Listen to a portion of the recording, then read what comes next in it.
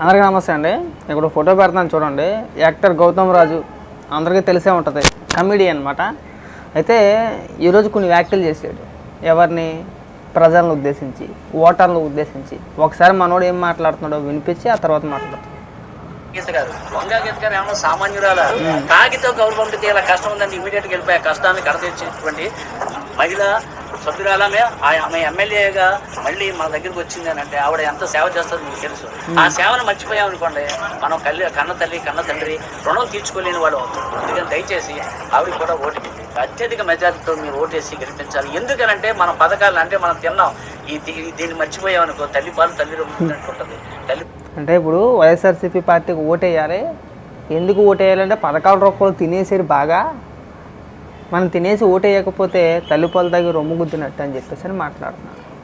నేనేమంటానంటే గౌతమ్ రాజు గారు పథకాల రూపంలో ఇచ్చిన డబ్బులు జగన్మోహన్ రెడ్డి ఆస్తులమ్మో లేదంటే వైసీపీ నాయకుల ఆస్తులమ్మో సొంత డబ్బులేమి ఇవ్వాలా. మాకు ప్రజలకి జగన్మోహన్ రెడ్డి ఆస్తులు అమ్మేసి ఇవ్వాలా, వాళ్ళ నాన్నగారు ఆస్తులు అమ్మేసి ఇవ్వాలా. జగన్మోహన్ రెడ్డి ఆస్తులు జగన్ వాటా తీసుకొచ్చి మాకేం పంచలా. ఎవరు డబ్బు ఇచ్చాడు? ప్రజల సొమ్ము ప్రజలకే పంచాడు, అంతే కదా. అది కాకుండా అధికంగా అప్పులు చేసి తీసుకొచ్చి మరీ పంచాడు. ఆ భారాన కూడా వడ్డీల రూపంలో మళ్ళీ మేమే తిరిగి చెల్లించాలి. ఆ అప్పుల భారం ఎవరు మొయ్యాలి? మళ్ళీ ఆంధ్ర రాష్ట్ర ప్రజలే కదా.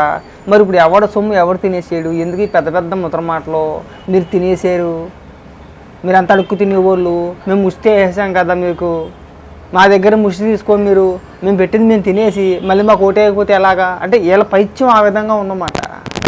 నువ్వు ఈ పర్ఫార్మెన్స్ ఏదో సినిమాల్లో చేసుకుంటే కనుక నువ్వు ఒక మంచి పొజిషన్లో ఉంది తెలుసా. మంచి పొజిషన్లో ఉండు నువ్వు. నీలాంటి బొకడాగాళ్ళు వచ్చి ఇక్కడ ఓటర్లు తిట్టాలి ఇంకా. అంటే తిన్నారు కదా అంటే ఎవడాసి ఎవడికి ఇచ్చేసాడు, ఎవడి సొమ్ము ఎవడికి పనిచేసాడు అసలు? మీ కొంపల్లో ఆశ్రయాన్ని తీసుకొచ్చి ప్రజలకు పంచి పెడుతున్నారా? లేదు. అంటే వీళ్ళు ఒళ్ళు కవరన్నమాట, కండ కవరన్నమాట. ఒళ్ళు బలుపు, ఒళ్ళు బలిసిపోయి చిన్నదానికి పెద్దదానికి ప్రజలు తిట్టడం, ప్రజలను ఉద్దేశించి మాట్లాడడం. ఇంకా ఒక్క నిమిషం నన్ను ఇంకేదో మాట్లాడుతున్నాడు. అది వీళ్ళు కండకావరం ఏంటంటే జగన్మోహన్ రెడ్డి పథకాలు ఇచ్చేస్తున్నాడు, మనకు ఓట్లు వేయాలి, ఓట్లు వేయకపోతే ఇలా తిట్టేయాలి. మీరు తినేసారు కదా, మీకు ఆ మాత్రం ఇంగిత జ్ఞానం లేదా, ఓటు వేయకపోతే ఇంక ఇలాంటి మాటలు మాట్లాడితే ఇంకేమనుకోలేని. కాబట్టి గౌతమ్ రాజు పెద్ద పెద్ద ముద్ర మాటలు మాట్లాడు. మాకు ఇలాగే మాట్లాడితే ఎక్కడొక్కడ బహిరంగ సభల్లోని గట్టా మాట్లాడితే చెప్పులు రూపాయలకు కొడతాను నేను. ఖచ్చితంగా చెప్పు దెబ్బలో తినేస్తావు. ఎవడరా, ఎవరి డబ్బు ఎవడికరా ఇచ్చింది, ఎవడు తినేసాడురా అంటే మేము తిన్నామని చెప్పేసి నువ్వు చూసావా, మా డబ్బు మాకు ఇచ్చాడంటే అంటే ఇలాగే మాట్లాడతారు. ముందు కొడతారు, ఖచ్చితంగా చెప్పులతో కొడతారు. మాట్లాడేటప్పుడు ఒళ్ళు దగ్గర పెట్టుకుని మాట్లాడు. నేను జగన్మోహన్ రెడ్డి ఆశయాన్ని పంచి మాకు ఇస్తున్నాడా అంటే జనాలు అంటే వీళ్ళకి ఎంత చులకనో చూడండి ఒకసారి. చులకన భావం అన్నమాట. మనం ముష్టి వేస్తున్నాం, వాళ్ళు ముష్టి తీసుకుంటున్నారు, మనం చెప్పినట్టు సచ్చినట్టు వినాల్సిందే వాళ్ళు అనే బలుపు మాట. బలుపు మాటలు ఇవన్నీ కూడా. లేదంటే తినేసారు కదా, తిన్నాం కదా, పథకాల రూపాయలు తినేసాం కదా, ఓటు అయిపోతే ఎలాగంటే ఎక్కడ దగ్గర నాయన మీలాంటి వాళ్ళందరూ వచ్చి ఇంకా రాష్ట్ర రాజకీయాల గురించి మాట్లాడాలి. ఇంకా ఎన్నికల ప్రచారంలో మాత్రం బాగానే యాక్టింగ్ చేస్తారు. నువ్వు ఆ శ్యామల లేదంటే ఇంకో కొంతమంది వీళ్ళంతా ఉన్నారు. మామూలు పర్ఫార్మెన్స్ కాదు మీది. గత 5 ఏళ్ల కాలంలో ఎప్పుడు కనబడలా, ఎప్పుడు కనబడరు. ఇప్పుడు మాత్రం కనబడిపోతుంది. ఎందుకురా అంటే ప్యాకేజీ డబ్బులు ముడితే వస్తాం. కానీ ప్రచారం చేయడానికి కూడా ఒక విధానం ఉంటుంది. ఓట్లు అడగడం కూడా ఒక విధానం ఉంటుంది. మనం ఎట్టా పడితే అట్టా మాట్లాడకూడదు. నువ్వు ఇంకా ఇప్పుడు చూసావా డైరెక్ట్గా ఓటర్లను తిట్టేస్తున్నావు, అది వాళ్ళకే డ్యామేజ్. ఇంకా నేను బహిరంగ సభల్లో గట్టా అనే చెప్పులు రూపాయలకు కొడతాను నిన్ను. ప్రజలు కూడా ఒకసారి ఆలోచించాలి. వీళ్ళ విధానాలు ఎలా ఉంటాయి, వాళ్ళ మైండ్ సెట్లు ఎలా ఉంటాయి అన్నమాట. నీకు సంక్షేమ పథకాల రూపంలో ఇచ్చేది ప్రజల సొమ్మే, అదే మన సొమ్మే మనకు తిరిగి ఇచ్చినా మేము ఏదో వాళ్ళకి ముష్టి వేస్తున్నాం కదా, మేము పెడితే వాళ్ళు తింటున్నారో అనే భావన కలిగి ఉన్నారన్నమాట వైసీపీ నాయకులు అందరూ కూడా. సరే బాగా ఆలోచించండి ఓటేసే ముందు. వీళ్ళకి మళ్ళీ ఓటేసామంటే కనుక మన చేతిలో ఖచ్చితంగా చెప్పే ఉంటుంది. అందులో సెకండ్ ఛాన్స్ అసలు లేనే లేదు. ఆలోచించుకొని ఓటేయండి. అందరికీ నమస్తే అండి. ఈరోజు అమిత్ షా గారి స్పీచ్ విన్న తర్వాత జగన్మోహన్ రెడ్డి ఆంధ్రప్రదేశ్ రాష్ట్రాన్ని ఏ మేరకు పూర్తిగా నాశనం చేసేది అర్థమైంది. 1 కాదు 2 కాదు, ఏకంగా 13,50,000 కోట్ల రూపాయలు అప్పు చేసాడంట. ఎంత? 13,50,000 కోట్లు. పథకాల పేరుతో పప్పు బేళ్ళల కింద పంచింది ఎంతయా అంటే 2,50,000 కోట్లు, 2,70,000 కోట్లు చెప్తాడు. ప్రతి సభలోనే చెప్పేదే కదా, నేను మీ బిడ్డనక్క, నేను మీ బిడ్డనమ్మ, అన్న నేను మీ బిడ్డనన్న, ప్రతి సభలోనే చెప్తూనే ఉంటాడు కదా. 2,70,000 2,50,000 కోట్ల రూపాయలు పంచాడు. చేసిన అప్పు మాత్రం 13,50,000 కోట్లు. ఏం చేసేవా మిగిలిన డబ్బు అంటే సమాధానం లేదు. ఎవడన్నా సమాధానం చెప్పగలుగుతాడా? అన్ని లక్షల కోట్ల రూపాయలు అప్పు చేసి నువ్వు రాష్ట్రానికి చేసిన మేలు ఏంటయ్యా అంటే ఏం కనబడట్లా. గతంలో చంద్రబాబు నాయుడు గారు కూడా చేశారు, చేయలేదన్నట్లా.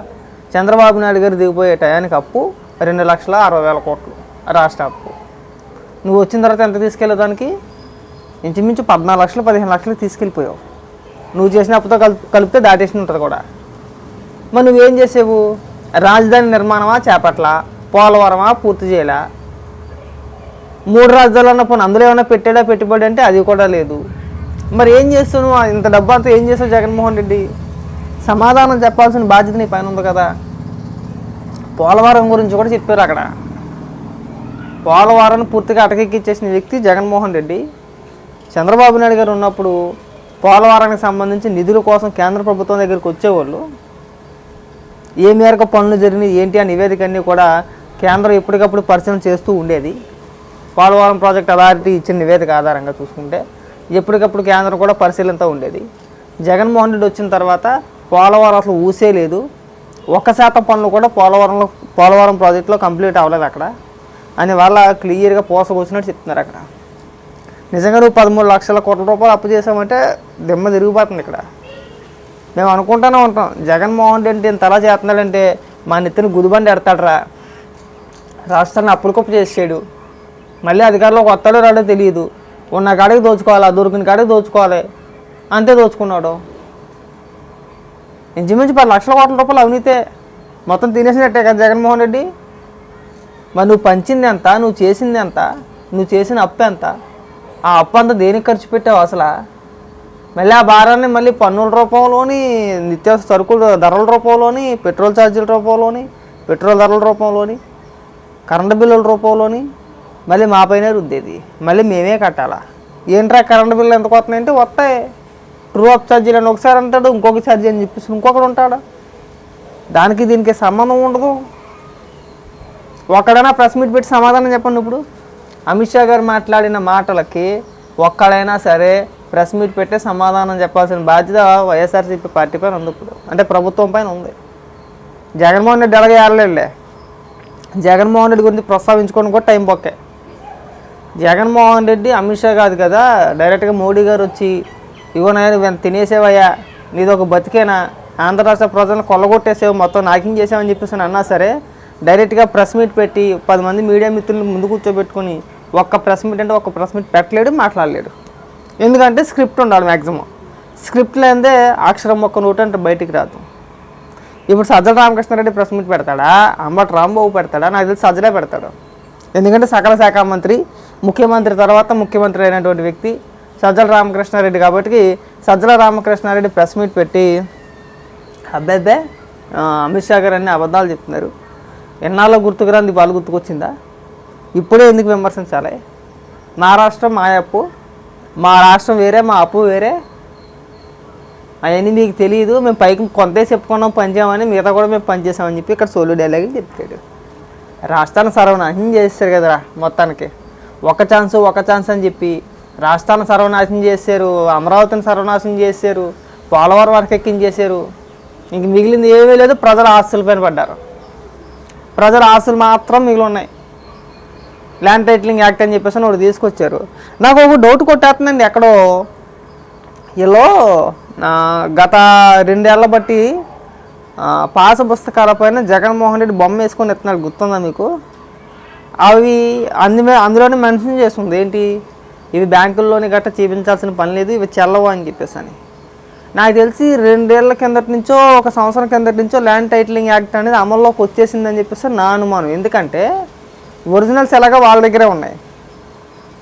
మీ ఒరిజినల్ డాక్యుమెంట్లన్నీ ప్రభుత్వం దగ్గరే పెట్టుకొని మీకు నామకే వాసు ఏదో ఒక బుక్ ఇవ్వాలి కాబట్టి, ఎలాగ చిత్తకైతేలండి ఒక బుక్ ఇవ్వాలి కాబట్టి నామకే వాసు జగన్మోహన్ రెడ్డి బొమ్మ వేసేస్తుందేమో అని చెప్పేసి నా డౌట్, అనుమానం.